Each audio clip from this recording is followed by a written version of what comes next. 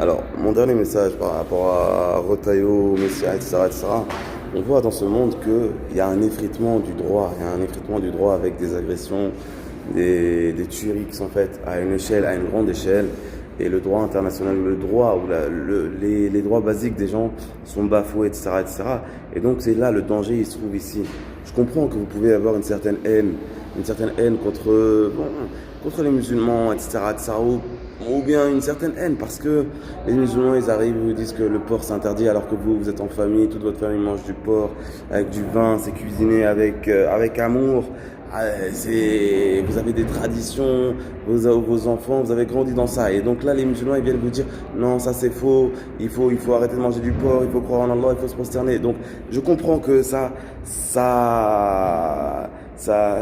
vous contraint un peu, ou bien ça vous fait un truc. C'est comme si ça vous dérange, quoi.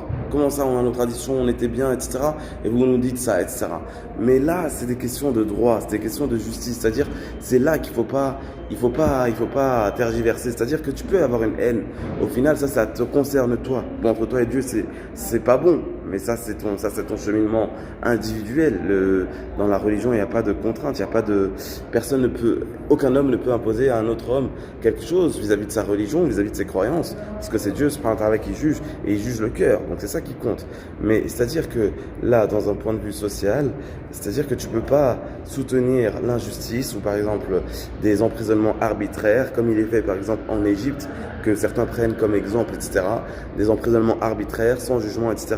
Tu vas attaquer le droit, et tu vas faire en sorte que ce droit international qui peut s'effriter, ou le droit des gens dans le monde qui peut s'effriter, et ben ça va être la même chose en France. Et là, ça va être la décadence pour les Français et pour le pays. Et qu'est-ce qui va se passer? Ça va être la décadence. S'il y a plus de justice, etc., il y a des injustices qui sont propagées. Certes, peut-être que vous allez avoir certaines personnes, quand Allah préserve tous les gens innocents de tous les tyrans et de toutes les injustices, mais les gens, ils vont fuir, ils vont partir, et ils vont trouver un havre de justice et de paix ailleurs. Et cet havre-là, puisque avec la justice, il y a le développement.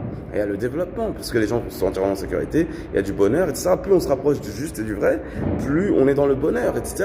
Donc là, les gens, ils vont se diriger là, et la France, ça va descendre comme un pays sous-développé, justement. Sous-développé, justement.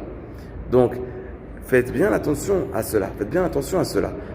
Tu peux ne pas aimer un truc, etc. Ça te concerne, toi. Nous, on appelle à l'amour des belles valeurs de l'islam, et que ont aussi des chrétiens ou des juifs qui sont justes, etc. Ça, c'est beau. Nous, on appelle à ça.